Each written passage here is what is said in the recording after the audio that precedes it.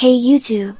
My name is Carter, and this is CoinCarter, where I share everything I know about money. Businesses all throughout the country are asking what deductions they can claim before filing, as tax season approaches. The IRS, or the US Tax Court, has approved certain unusual, inventive deductions proposed by some corporations. While some of these may not be relevant to your company, let's use this time to look at the inventiveness of business law as the tax filing deadlines draw near. While this list may be humorous and fascinating, before actually deducting them, check with your accountant or another tax expert. Believe it or not, these strange tax deductions are legitimate. You might be eligible for some. Limousines. Turns out that if you need to take limousines for work purposes, that can be written off as a deduction. Especially for self-employed professionals, like models and entertainers, writing off everything pertaining to work might mean writing off your limo rides or hair and makeup purchases. In general, limo rides can be written off on your taxes if they are considered business expenses. In order to write off a limo ride as a business expense, you must be able to demonstrate that the ride was necessary for your business. This means that the ride must be directly related to your business, and you must have a valid business reason for taking it. For example, if you are a business owner and you use a limo to transport clients to and from meetings, you may be able to write off the cost of the limo ride as a business expense. Similarly, if you are an employee and you use a limo to attend a business conference or seminar, you may be able to write off the cost as a business expense if your employer reimburses you or if you received a per diem allowance for travel expenses. It is important to keep detailed records of all business expenses, including limo rides, in order to be able to claim them on your taxes. This may include receipts, invoices, or other documentation that shows the purpose of the expense and how it was related to your business.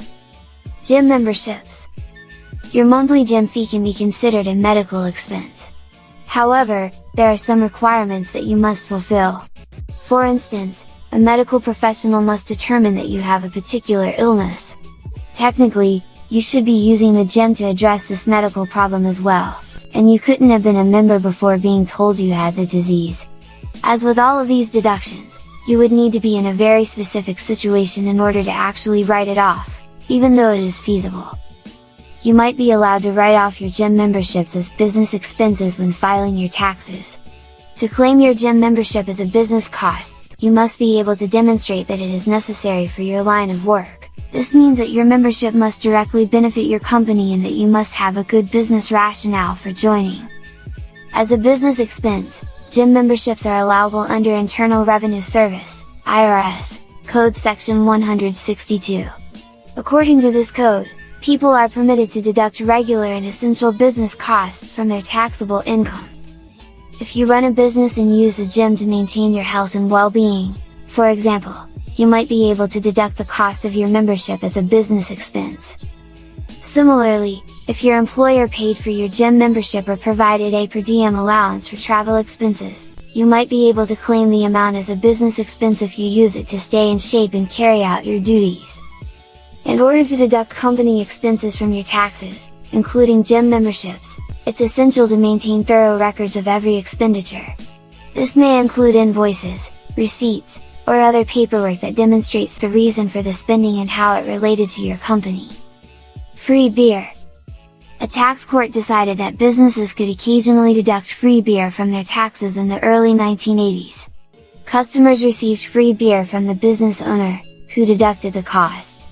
Even while trying something similar might not be a smart idea, it does present an intriguing chance to think about stocking office beer fridges. You might be able to write it off.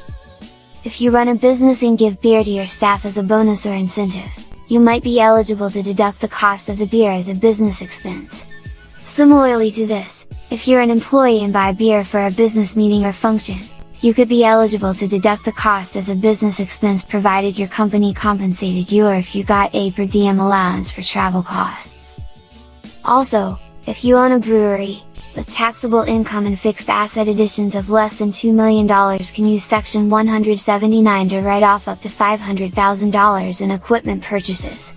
If the brewery has more than $2 million of fixed asset additions in the current tax year, The tax code requires a dollar for dollar reduction from $500,000 for every dollar beyond $2 million. Ransomware. Organizations have been targeted by ransomware attacks by cybercriminals in recent years, who typically demand enormous amounts of Bitcoin to unlock businesses' crucial data. Although paying the ransom is not advised, there are situations when firms are forced to do so or face suffering even greater losses. If you do pay, the money can be claimed as a business expense on your taxes, just like other theft and extortion. The IRS will require evidence of the occurrence in the payment, which may take the form of a police record. A ransomware payment must be an ordinary and necessary business expense in order to be deducted under Tax Code Section 162A. The word ordinary is defined by the U.S. Supreme Court as normal, common, and customary. There is a compelling case to be made that ransomware payments are common given the prevalence of cyber attacks.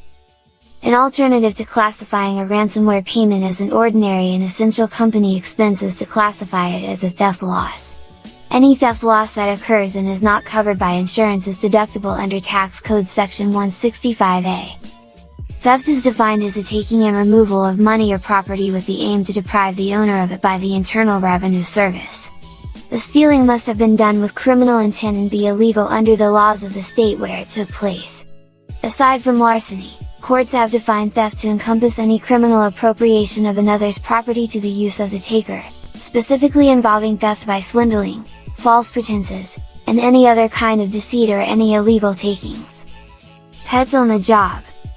According to Joshua Zimmelman, president of Westwood Tax and Consulting, pets are not dependents and cannot be claimed on taxes, but, if you use pets for your business, some expenses are deductible. You can write off costs for food, grooming, and training if you breed dogs, use them in your marketing materials, or have a guard dog.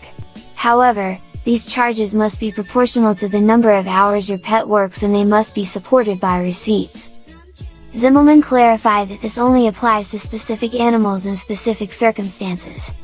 For instance, you could refer to a Rottweiler as a watchdog, but you shouldn't do the same for a hamster since you risk raising suspicions from the IRS. According to the IRS's publication 502, you can deduct the cost of purchasing, training, and caring for a guide dog from your medical expenditures if you require one to make up for your impaired eyesight or hearing.